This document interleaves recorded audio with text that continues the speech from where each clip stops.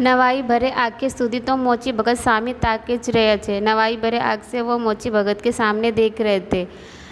आश्चर्यचकित यानी आश्चर्य होकर वो मोची भगत के तरफ देख रहे थे। साधु मोची કહ્યું, સાધુ મહારાજ ભગવાને હાથ પગ કંઈ बैठा बैठा खावा माटे नहीं काम करवा आप्या छे।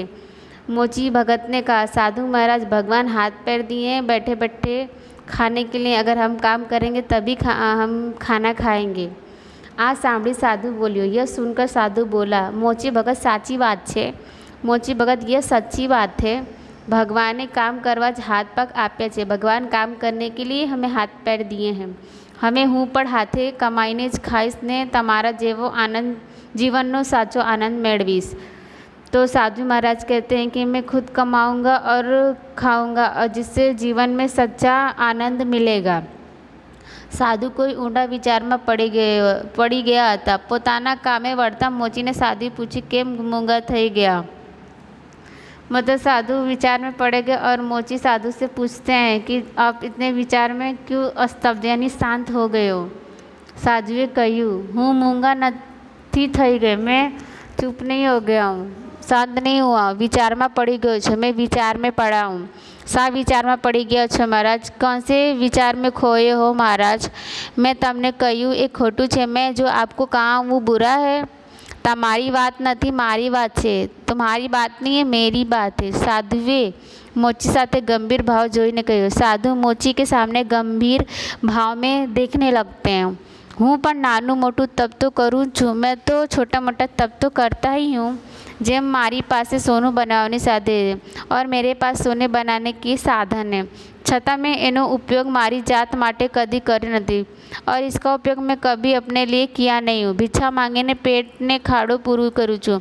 भिक्षा मांगकर ही मैं पेट को शांत किया हूँ, मतलब कि अपना पेट भरा हूँ। पर आजे तारी आ भिक्षानो जे गर्व मारा हतो ते पड़गाड़ी नाख्यो छे। पर जो आपने ये मेरे को उदाहरण दिया उससे मुझे समझ आता है कि आज थी तमे मारा गुरु, आज से आप मेरे गुरु ने, आज थी हूँ तमारा आ दाखलो याद करीश ने मारा गर्व न धोते रहीश। यानी कि मैं आपसे ये जो आपने उदाहरण समझाया कि कोई भी कार्य बिना मेहनत के, कोई भी चीज़ हो उसे बिना मेहनत के हम पा नहीं सकते। फ्री में हमें कोई चीज़ मिल रही हो तो हमें लेना नहीं चाहिए, उसका अच्छे से उपयोग करना। हमें काम मजदूरी करके ही अपना पेट पालना चाहिए, दूसरे के भरोसे बैठे रहना नहीं चाहिए। तो जो साधु थे उनको सीख मिलती है मोची भगत से कि बैठे बैठे कोई भी कार्य, हम किसी दूसरे के भरोसे कोई भी कार्य नहीं करना चाहिए, खुद की मेहनत लगन से हमें अपना पेट पालना चाहिए। तो इस प्रकार से मोची भगत ने एक उदाहरण दिया कि कोई भी छोटा काम या बड़ा काम तो काम होता है, बिना मेहनत और लगन की कोई भी कार्य सफल नहीं है। इसमें हम अपना लगन बनाए ज़रूरी रखना है। तो इस प्रकार से साधु को सीख मिलती है कि भिक्षा दूसरे के भरोसे रहकर हम अपना पेट पाल सकते हैं।